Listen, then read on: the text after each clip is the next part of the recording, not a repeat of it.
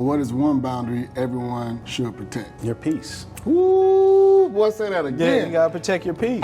Because sometimes, everything doesn't need a response right away. Yeah, the field wheel is big for me. I take it, bring it in Man, that's huge. every session. That's like, huge. what we feeling? Because we're beyond sad, anger. Yeah, that's all we focus on is that right in the middle. Right, we got to branch out. You use CBT and narrative therapy to support African American men. Yeah. Let's talk about that. Yeah, CBT is about changing your mindset, changing how you think about things, think about thinking, and it's the behaviors that we have to change. And then the narrative part, again, when I did my dissertation, it was a qualitative study. So it was about stories. Everybody has a story. Mm-hmm. And a lot of times, someone else tells your story. So when you start to unpack your story and say, man, this really bothered me. So you got to go back to it sometimes, but you got to be mindful that it can trigger someone, in a way, but it's also like letting them to free themselves from their past, but also they can rewrite another story. So, and that was huge about, narrative, that everybody has a story, because oftentimes people tell someone else's story. So you got to tell your story. So I get them to journal and use a number of things, like what types of songs, what would be your soundtrack of your, your life, of your movie of a life. And so I said, what is that soundtrack? So we go through music and how they can use songs to represent how they're feeling or the time of period of their life. So I do that to get them to see themselves in a different light. All right, today we'll be diving into the power of community, resilience, and self-care with our guest, Dr. Dwayne Wright. How you doing, brother? I'm good. All right, so the listeners will learn how a sense of community can foster resilience and how to establish self-care as a daily practice, right? Let's just kind of get into just your background, your professional background. So you had a 20-year career in education. Yes, sir. And let's talk about that stretch. Okay, yeah, I started out as a middle school and then high school teacher in D.C., PG County, Maryland in particular. Suitland High School, more specifically. And then I did that for a year. I wanted to go into teaching because I initially wanted to be an engineer, and I found that engineers were not the most social people. So I switched to education. I had a good time connecting with kids, showing them how to do algebra, and they didn't know it. So I said, man, kids need algebra. They need math, period, because it's a subject that people sort of feared and ran from. So taught there, then I went back to school, did a master's in curriculum and instruction, and I taught in Allentown, Pennsylvania, where I taught in middle school. And then I decided to go into international ed development, because I was teaching Allentown, predominantly Hispanic community, Puerto Ricans in particular. And I noticed I noticed that there wasn't a holiday that they celebrated, right? I said that, we have Martin Luther King Day, there was a lot of holidays for others. And I said, man, they need a holiday. And it made me start thinking about policy and how things happen. So I went down to Miami, to FIU, and I started International Ed Development Program, and I wanted to do a study on Black Caribbean education and West African education systems. But the politics in South Florida, as you know, is very Cuban, and they were trying to push me into the Cuba. There's nothing wrong with Cuba. I've been to Cuba. Right, absolutely. But I wanted to do something on us, but then I had to realize that I didn't know where I was from in Africa or the Caribbean. I felt like, man, am I going to be a imposter or something trying to teach these folks? But then the politics got heavy, and there was a politics that I couldn't control, and they were threatening to take my scholarship. So I left and went to the University of Georgia and did a history of education, and did a lot of qualitative stuff, interviews for my study. And then I taught at universities in Cleveland State, Shepherd in West Virginia, and then Messiah in Pennsylvania. And then during my time at Shepherd, I was chairperson of the education department, and then I found that I was helping people make choices and calm them down from situations, and then I said, man, counselors is kind of cool. And I picked up another master's, and then I said, this is what I want to do. So I transitioned out of education, which is helping profession, into counseling, which is still helping others.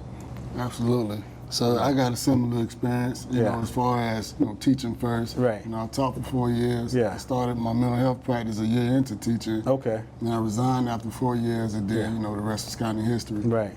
But it was a challenge. Yeah. But you fall in love with, like you said, being able to help people. Right. Once I realized I had that gift and I caught that bug, it was over. Yeah, it was over. And even now, I found, like, and I taught in teacher preparation programs, and I found that the teachers weren't taking care of themselves. You get a lot of burnout, you know, and a lot of times teachers have a lot of forces that's upon them, and not realizing that the students that they have today have a number of challenges, and then they're not taking care of themselves. So what I would often do is say, hey, we got to do some self-care, take care of yourself, do a number like yoga, just take your time. Take time for you, prioritize yourself so you can be your best for the kids that you're going to teach.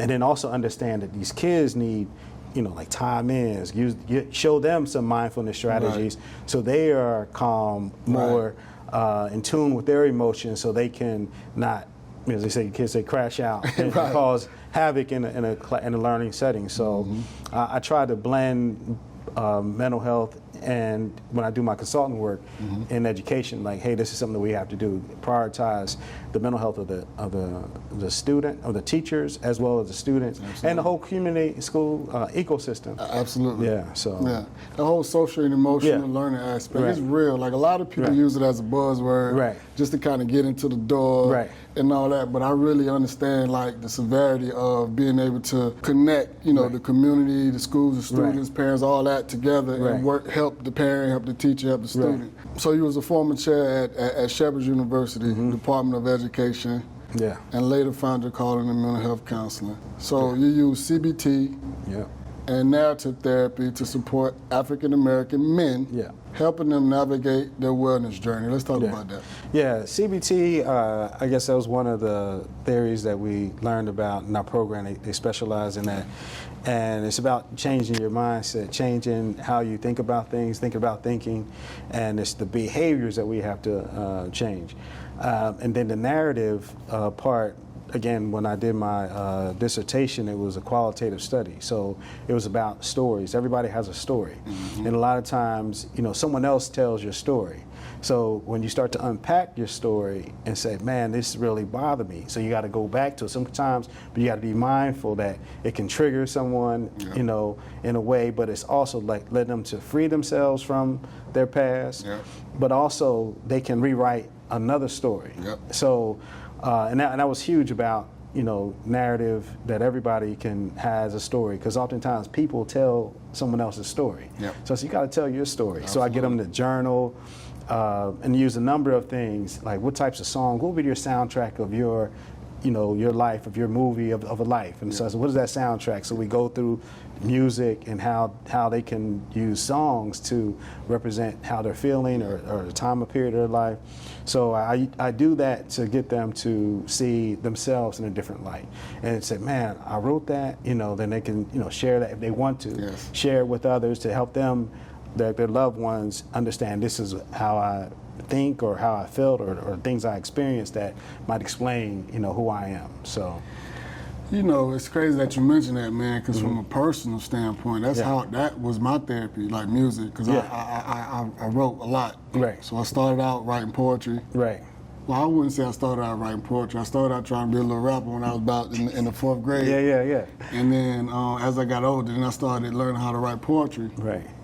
And, you know, obviously putting that, you know, being poetic and putting that with music, I realized I had a way with words. But, you know, just like anybody that's doing entertainment or music, you want to pursue certain things, but realistically for me, it was just therapy. Like, I wanted to pursue everything else, but it's therapy for me. Even to this day, I write. You know what I'm saying? And I create. Like, that is absolute therapy, and I can express myself, because I was once a person that, it's crazy, I'm a motivational speaker and I speak on stages, but I was scared to talk in front of people a lot. You know what I'm saying? I didn't know how to express myself for real. So when I was younger, how I express myself when I'm feeling in a negative way is with your hands. Right.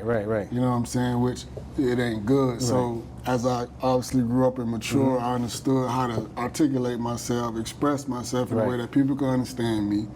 But the help that I need, I can express that, and I can receive that help, and that's what's important, especially for young people today and adults. Yeah. You know, because we can't take for granted. You know, we just because our age is, you know, we older. That don't mean that we know everything. No. You know, or we got it all figured out. And I think we can learn from anybody and anything, from kids, from you know, bums on the streets, from millionaires, billionaires. We can learn from anything. So I definitely, you know, self-expression is big for me. And I heard you mention journaling. I'm real big on journaling. Oh yeah, every client that I have, I give them a journal or suggest they get a journal and write about their feelings. And I recently started to do something where I have them write about their dreams. And you know, when you get up in the morning, write down what you dreamt about. And I think that helps them, because we dream like, what does this mean? But just get them down. And then it might be something that you thought about, that you dreamt about, and it may not mean anything at the time, but later on you're like, oh, that's what that meant. Yeah, you reflect back, and it might motivate you to do things. As I mentioned earlier, that I had a dream that my son and I had this company that we were digitizing all these analog tapes that I had, and then I said, oh, I want to do that, because I come in here, I said, man, I got to get back into that stuff, because it's accessible. Because I remember when I had some tapes, I guess digitized, and it costs a lot of money, but now equipment is less expensive. And then it also give me and my son something to do together, because he's big in technology. So so to be something that him and his old man can work on. I try to force my daughters. They don't be studying me, man. Yeah. I try to get them to mess with me. They want to go play Roblox. I mean, that's my hope. And then it's interesting, because I had my son, and we had a conversation this morning about, I said, what do you want to learn together? And he said he didn't want to be forcibly taught anything. And I was like, it was a gut punch. I was like, bruh. Well, I'm trying to build with him, but I get it. It's they're at that age, they want to, unlearn and do their own thing. But it's meeting people where they're at, and then just, nurturing whatever he wants to do. And like I said, I know he's into technology, and I just got to figure out ways how can, if we want to, do things together. Because I'm like, hey man, this is an opportunity to do some things. So. Now, you said something about nurturing, and he said something, and you just said something. He said something about don't force me to learn nothing. But you said something when you mentioned just nurturing who they are, meeting where they are, and just nurture that, cultivate that, and that experience for them, moving forward, because we can't be those people to push our dreams on our kids, and then they resent us later on in life. No, show me what you're interested in. Let me figure out how I can put some gasoline on that. Every now and then I'm gonna squeeze my little dreams in there. If it go, it go. If it don't, it don't. You know what I'm saying? But yeah, for sure. I mean, it's the same. Like he plays baseball. And I used to coaching. Right. Then I had to realize that, you know what? I need to take a step back. I need to just be a parent on the bleachers, because I wanted our relationship more than, I didn't want him to be mad that he can't distinguish coach and dad, or maybe I can't distinguish son and player. That I might be too harsh. Like, just try to let him do it, because I wish he would pursue it heavy, because now he got in the band. So now his baseball to the side. I don't know. He's going out for middle school baseball in the spring, so we'll see. But I got all the equipment. I'm like, man, you need to get out there in the yard, man. Get that tee. Let's get some balls up, bro. And I bought the catcher's gill for myself. Like, I thought he was going to be Dwight Gooden or whoever. But it's like I said, just let him figure it out if that's what he wants to do. And just like I said, give the gasoline wherever he wants to do, and let him make those decisions. It ain't my dream. It's his. He has to live with it. For sure. And go from there. But just really trying to connect with him, asking questions, because I had again gave him these questions about what is he worried about, and he gave me these one-line answers. I'm like, bruh, you in 6th grade, you in the gifted program. I need a full sentence. Let's dig deep. So then I was like, man, and he got up and he walked out, and he didn't say goodbye this morning. And I said, oh, that joker mad. He mad. But I had talked to my wife about it. She was like, yeah, he's just probably upset. And then we'll revisit. But he's in counseling, so we make sure that we're being proactive and having him a counselor early, because sometimes he don't want to talk to me. Yeah. So he talks to Mr. Leo as his counselor, and he loves it. So and then I take him to the lab too. The Black Man Lab. Black Man Lab, okay. Yeah, so again, that was set up for brothers having sons. Yes. You got to have someone else talk to. Yes. You know, go talk to Mr. So-and-so. Sure. And then they'll, he'll tell them everything. I'm like, man, why didn't you tell me that? Yeah, But that ain't going to happen. No. Right. That ain't going to happen. We know that. Right. But don't take it personal. I say, no, I don't personalize it. I just understand that's the growth. Yeah. In psychology, you understand, growth and development, and they resist what you say. Right. Because I'm like, what was it, Charlie Brown's teachers used to go, wah, wah, wah, wah, wah. Yeah. But I say the same thing, especially with baseball, I should say the same thing. But, yeah, so. Yeah, I work with a lot of single mothers, right? Yeah. Because, working with boys, you deal with a lot of single mothers, and I used to have a lot of parents coming to me crying about, their kid won't listen to them. Right. They don't really acknowledge what they say. Right. I could say the same thing that they just said, and they go listen to me and won't listen to them. I just had to break it down, like, listen, it's not you. Right. That's just kind of how it is. Right. And it's not just him. Right. It's I could point to 20 more families that's experiencing the same thing. Right. So like you say, you don't take these things personal. Right. Just understand that's how it goes. Right. So you build that connection, especially if you got a counselor, a mentor, somebody that they go listen to. Right. Feed information to them. Right. Feed what you want him to know to them. Right. See, that's community. Yeah. You know what I'm saying? Yeah. It takes a village. It sure does. So feed that information to him. That information to get passed through, and guess what? We reach that goal or whatever it is. You know what I'm saying? So that's how we gonna get through them. Yeah. It's a back note. You gotta figure that out. Yeah. All right. So I want to talk about some of your challenges and just just pitfalls, because with every success story, there's some type of challenge or struggle that kind of occurred, and I want to, based on the information I got from you, I want you to share a lot about being removed from college due to non-payment and what it taught you about resilience. Yeah, you mentioned community, and at that time, I was, finished my first year of school, had a partial scholarship for the, academics, but I still needed housing. Yeah. And they said, well, your parents make this amount of money. I'm like, but that's what it says on paper. Right. But we don't got no contribution going on.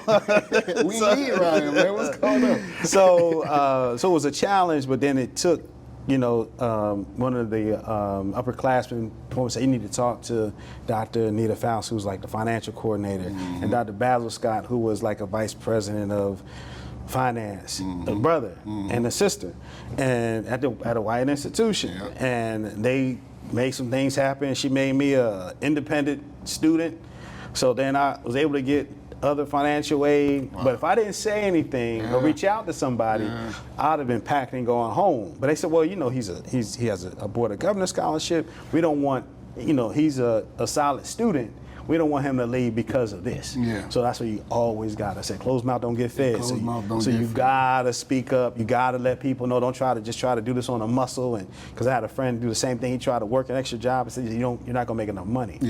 For that. So that was a moment where I said, I have to tap in and rely on that community.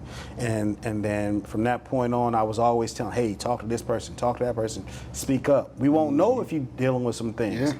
So that was challenging, and that reinforced to me that community is important. Because even growing up in our block when I was young, Miss Geraldine, you had to go to her, get a bell pepper or a cup of sugar from Mr. Johnny. So it was people looking out, and even discipline. Like they were authorized to handle business if you So you didn't want to act up. So you had respect for elders, but also you learned how to regulate your own emotions. Yes, sir. Because I remember in elementary school, Mr. Carnahan, I was a little squirrely in my seat. He said, now, Dwayne, you need to calm down. Then he looked at me, looked on the wall, looked at me, and the wall had this time you could paddle. Right? My mom and them had to sign a permission slip for them to paddle me.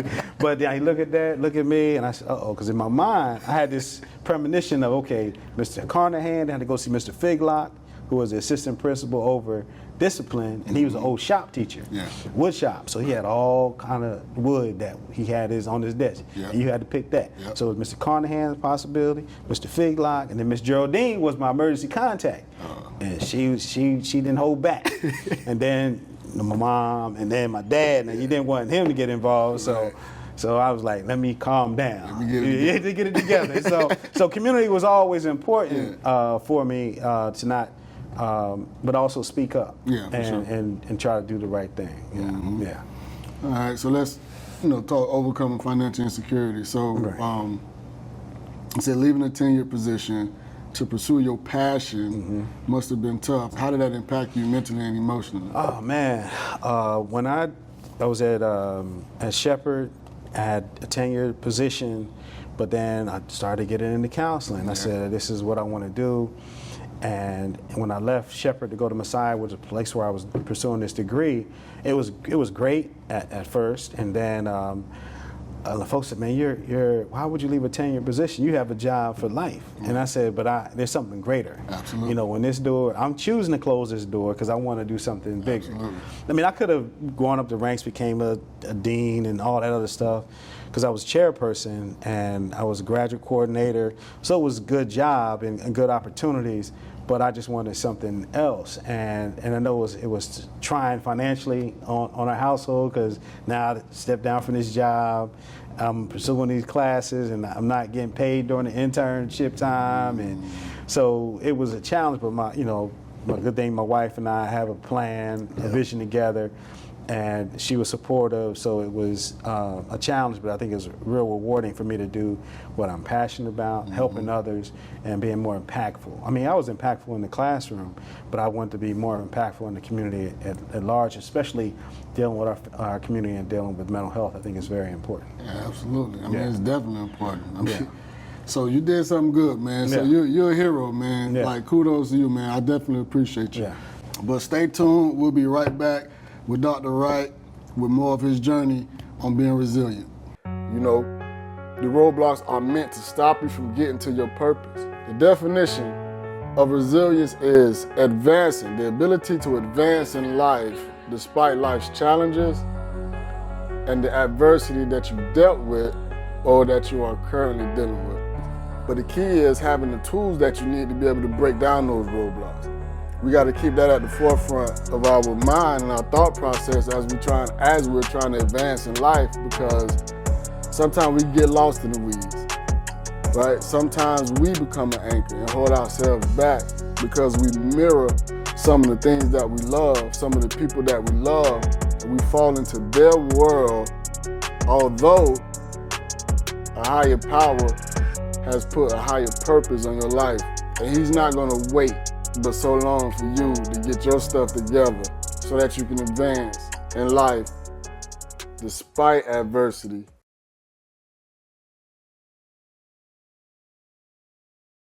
Right, so you just spoke about just kind of overcoming, what you had to overcome as far as the tenured position.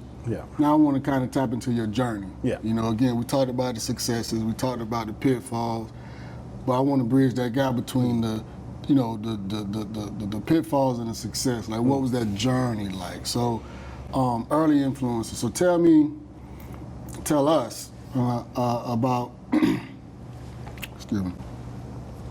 Tell us about joining the peer counseling club and founding Brothers Seeking Excellence back in college. And how did those experiences shape you? And when I was in high school, peer counseling was an organization that we had, students who were, selected or vetted to help other kids process things, try to mitigate the fighting and misbehaviors in class in the school. So they would come to us instead of going straight to a principal and getting reprimands or a record. So we would talk about, how to best solve situations. and things of that nature. And then when I got to college, there was a stereotype about black men at white campuses, and there was some date rapes that happened, unfortunately, and other things that black men were being targeted about things. So we started this group called Brothers Seeking Excellence, sort of to provide a counter narrative, another story. And we all had solid grades. We did community service work, and it was organization that other groups sort of modeled, because then they had Sisters Seeking Excellence, and then they also would tap us to be ambassadors for the university. So it was an organization that helped and we see the young brothers that were coming in like, hey, you might want to join this organization to be an upstanding member, instead of being presented as a thug or someone that's doing some violence or no good.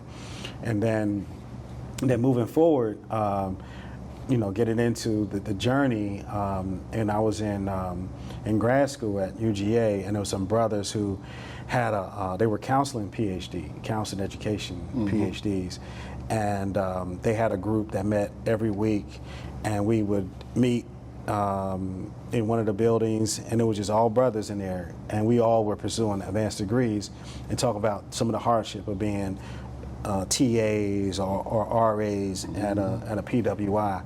And then that was the first time I was in group sessions and things of that nature.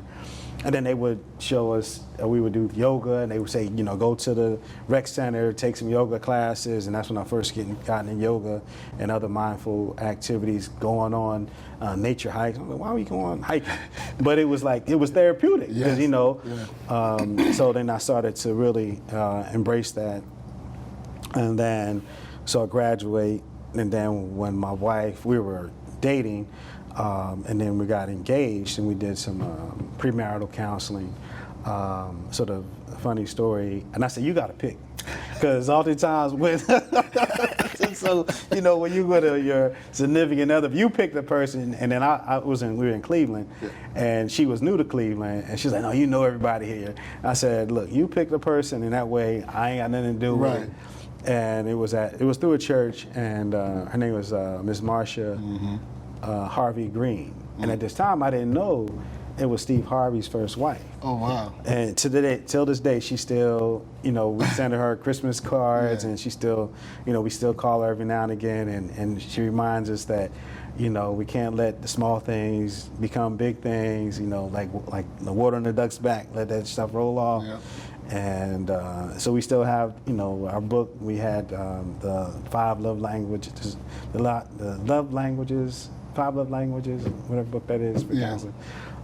Good book. Yeah, and just seeing how her and her husband, Mr. Green, interacted, and they were sort of modeling that. So, so I think all those experiences with counseling then reminded me, like, I need to do this. I need to get in this. I see how they were helpful. Yeah. They were, very community oriented, and I said, this is something that I can do, and that's how I said, I want to do this, because I'm helping people. When I was chairperson, I said, let me go ahead and get this degree, and good stuff. The rest is history. Good stuff. So personal resilience, right? What were some self-care practices like yoga and mindfulness? You mentioned that helped you during tough times. Yeah. Oh yeah.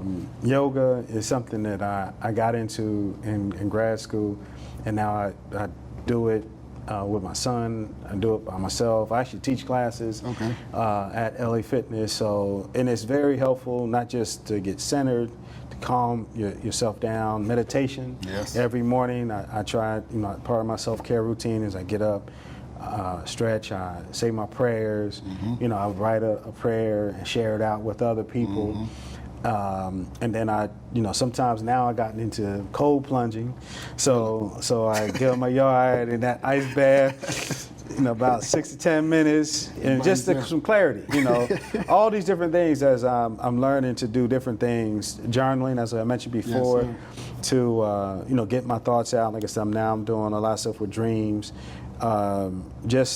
just help me process things that are on my mind, getting it out, trying to calm my mind. And I guess a key thing that I try to do, and I try to track my sleep, and make sure I'm getting good quality sleep. Because if you don't have good quality, you're not dreaming. You might have nightmares. Yeah. So just making sure you get some good quality so your body can rest, recover, and be restored. So that is another one. Also work on my spiritual. So, go to church, pray for others. I think it's very important for me. So I send out these prayers, and this list is getting long, and I need to find an app or something that I can send out instead of me texting everybody one-on-one, because I don't want to create a group list and then it be bing, bing, bing, hallelujah, amen all day, and people get mad like you're blocking me. So I said, let me do it individually. But it's a task. It takes about 40 minutes. That's part of my morning ritual that I do, and I love it because some people say, hey man, I ain't get my prayer today. What's going on? So it's impactful because when you hear people. Because I went home to York 2 weeks ago. My mother had knee surgery, and I sent it to one of my friends. He's a preacher, so I stopped in this church, and I didn't tell anybody I was going. And it was Pastor Appreciation Day. Someone else preached, and then after that person preached, he got up and he was telling the congregation about things, the announcements. He said, I gotta say, it's a brother here. I don't know how he knows what I be going through, but them prayers in the morning be right on time. Yes, sir. And it just really touched my heart that he mentioned that. And but then there's others in the church that attend, and they get them too. They're like, oh, you get them too? Oh, you get them too? So, but I don't disclose the list. Right. But I just send it out, and I think it helps others and me too. So it's just helping in that way of in my ritual routine for my self-care. That's good stuff. Add me to that prayer list. I got you. Add me to that prayer list. Man. Let's talk influence of mentorship. Yeah. How did your experience with group counseling for Black male graduate students influence your current approach to mental health? Oh yeah, I think that was my approach. Is always looking out for brothers, because oftentimes brothers are quiet. They don't talk about the things that they're experiencing. And that was the first time, of being vulnerable. And then not only, the counselors being vulnerable about stuff they were going through, then it allowed us to be vulnerable, us in a group, and then being, accountable to one another. And then that influence, how I practice. I just try to be vulnerable with my clients, and others say, hey, you're not alone. We all go through things, and not to minimize your pain or your struggle or the things you're experiencing, but it's okay when you hear someone else like, oh, now that guard can come down a little bit. You pull me to say, hey brother, can I talk to you? Like, sure, we can rap, about things that they're going through, personally, professionally. I had a brother dealing with some, at work stuff, racism, and I said, brother, I've been there. Let's talk about it, and then let's get you plugged in, connected to. And then I met him at the gym, and he was like, man, but I didn't know you was a counselor. I said, I don't tell everybody that I'm a doctor, that that I'm a counselor. I just observe a lot and then listen and say, you might want to check this out. He said, what do you know about? And I said, hey, I've been there, bro. And not to say that I know everything, I haven't experienced everything. Like even I have clients that, had drug issues, right? Now I didn't have drug issues, my dad did. So, and I remember going to the NA meetings and the R9 meetings, and then that also was a very impactful experience, because then you're seeing people being very vulnerable, sharing their story. Again, going back to the story, that's why the whole narrative. So we all have stories, and it is, they can tell the story without being judged, non-judgmental. It's like, okay, now what do we do from here? How do we get to this next point? How do we become better decision makers, make better choices? And then not just in, folks who are dealing with addiction issues, but just any issue in life. It's like, how do we make better choices sort of moving forward? So yeah. That's real, man. So we just went through the journey, right? So I want to kind of hop back on to, just the successes and the growth, right? Which is important. So your resilience journey led to increased emotional intelligence, right? How has that helped you shape your therapy approach? I try to, the emotional intelligence and the field wheel is big for me. and take it, bring it in Man, that's huge. every session. That's like, huge. what are we feeling? Because, we're beyond sad, anger, Yeah, that's all we focus on is that right in the middle. Right, we got to branch out. We got to branch out. And it's just like you said, not, swearing. So we got to say, hey, expanding your vocabulary. Let's dig deeper. Absolutely. It's other words that it might be an emotion that you're feeling, but it's not in the center because that's what you're only used to. Yes. So I try to check in with the field wheel. Like, what are you feeling today? What about these other words? Have you ever experienced these? What does that mean to you? Because everybody's emotion they might define it differently. Oh, let me explain more about that. Yes. And so I think that helps as I go into sessions with my clients, but then also have them, what are you experiencing that's going to make you a better, person or continue on your healing journey? Because you got to use your words. Yes, if you're not using your words, we won't know. We won't know. We have to know how you're feeling. Right. And like right now, forgiveness is one of the things that a lot of my clients are working on.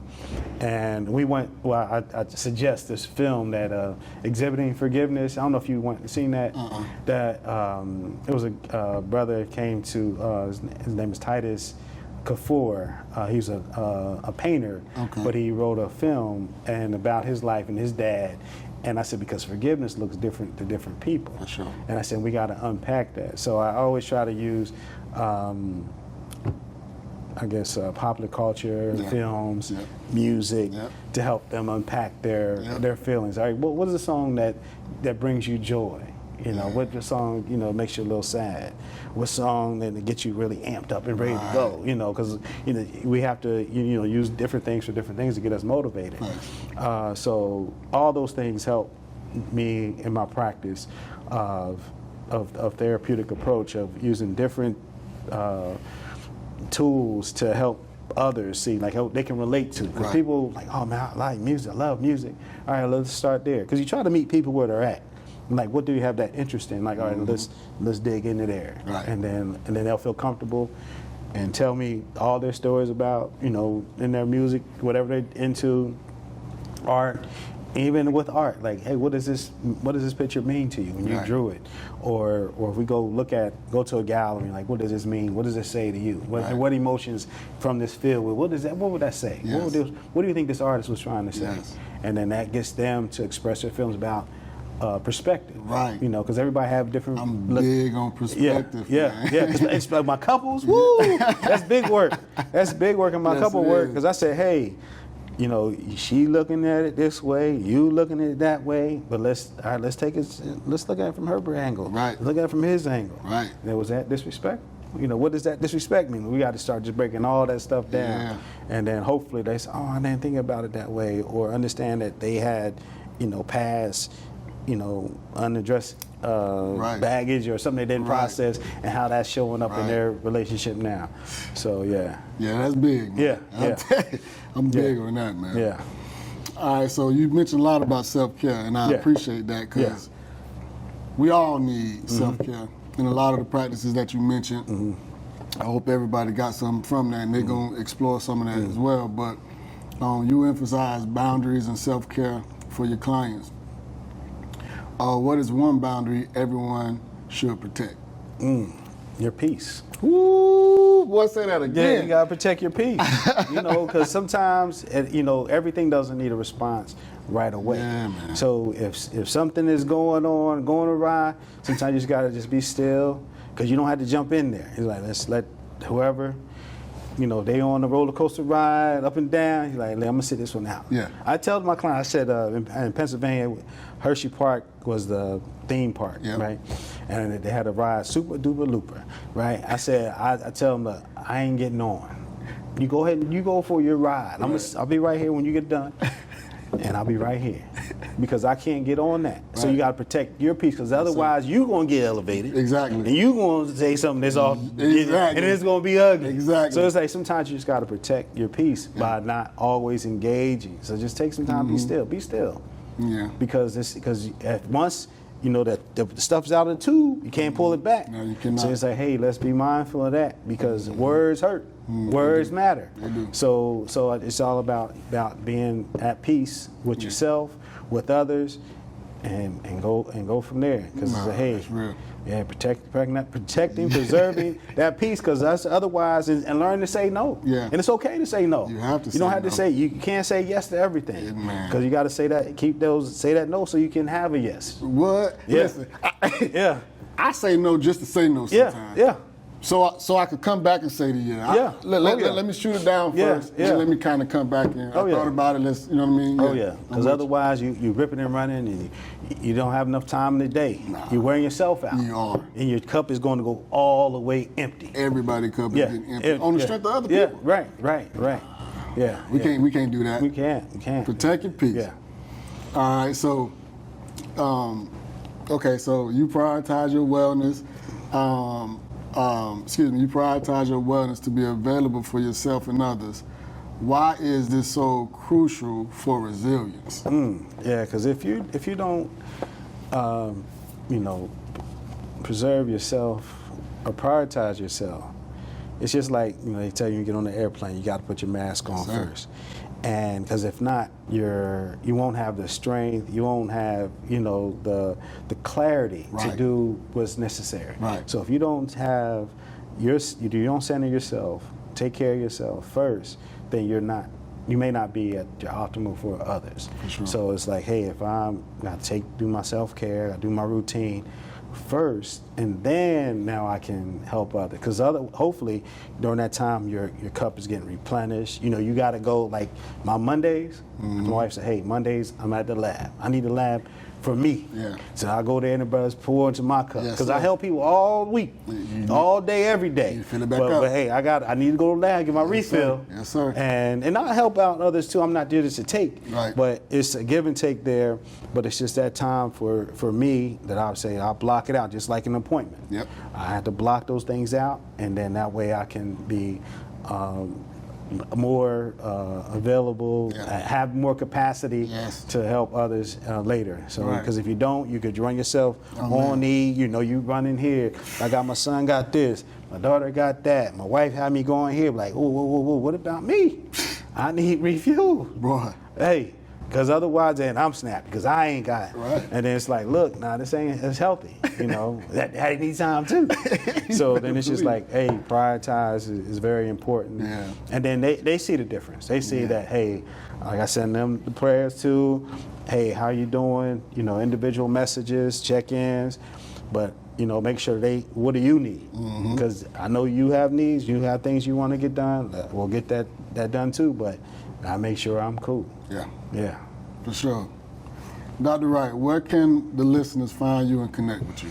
I'm in the middle of, I'm on LinkedIn, Dwayne C. Wright. Okay. I have, my main thing is email, and it's Dwayne C. DC Wright, PhD @gmail.com. Okay. I'm in the middle of rebranding. Okay. So a few of my students at the gym, they got me shirts. Yeah. It's called Get Your Mind Right. I like it. And I have a hat. Yeah. So that's what I'm leaning to do some rebranding. So I think I get all the clearances and things of that nature. Yeah. But that's where I'm leaning to right now. But catch me on LinkedIn. I do have Facebook. It's Dr. Vert Wright on Facebook. But mainly I'm in the midst of the great launch of the website and all those things. So stay tuned. When we get it, we'll make sure we put the link in the description so that people can, reach out to you, contact you, and get the information they need from you. Right. You do have to. Did you want to say something about the classes in? Oh yeah, so I do teach classes at LA Fitness, primarily in Douglasville, but also teach aqua class at Camp Creek. But I teach cycling Wednesdays and Fridays at 9 a.m. Aquafit Mondays, Thursdays, and Saturdays at Douglasville, and Tuesday at Camp Creek at 9 o'clock a.m. and then I do yoga Thursday nights at 7 p.m. Yeah. So the classes also help me, stay active, yes, but also help others on their wellness journey. Absolutely. So it's more of it's part of my holistic approach of wellness, because I do the mental stuff, but also, and I might sprinkle in some mindful things, and sure. then also, things to consider and do. But mantras is, get your mind right. Self-care is not selfish. Yep. You are prioritizing your health, yes, sir. which is your wealth. Yes, sir. So that's what I say at every class. I love it. Yeah. I love it. I love it. Hey, you're a member of the Counseling Brothers of Atlanta. Yeah, and Counseling Brothers of Atlanta, Yep. the Brothers Brunch Foundation is based out in Douglasville, but it's also in Jacksonville, and we meet every second Tuesday, which was yesterday, and we have a Brothers holiday spa event, and I'll send you the information about that, because it's giving brothers self-care opportunities. We Kenneth Reddick is the owner. Kenneth, I just about to mention him. Yeah, Because cool. you said the Brothers Brunch, I'm like, I just got an email from you. Yeah, I had an interview yesterday, so I wasn't able to get on the call. Yeah. So that's my guy, and we actually met on a Zoom I think it's out of Philly. Really? The Black Men Heal. Yeah. And he put in the thing, Douglasville. I said, Douglasville? Yeah. I'm from Douglasville. Yeah. So we connected. So he Good has, dude. good guy. And so he has this, and I went to the holiday experience for the brothers. He rents out time and space at House of Kai in downtown Douglasville. They have a salt cave. They have the lingam steam, similar to the yoni steam for women. But the lingam steam is like that prostate cleanse, salt cave, oxygen bar, foot detox. They do a sound bath. So it's really experiences brother probably typically wouldn't do, but it's like, man, this is something. And then it also encourages brother, you gotta take care of yourself. Yeah, for sure. I want to experience it. So I'm definitely, because I met Kenneth at one of my mixes. That's what he told me. So great dude, man. I definitely got to connect. With that, man. But shoot, man, I appreciate you, brother. Go down, no problem, man. It was a good conversation, man. Thank you. I appreciate the opportunity. Yeah, absolutely. And whenever you want to come on again, man, we got you. Yeah. Remember, get your mind right. Prioritizing mental health isn't just important, it's essential.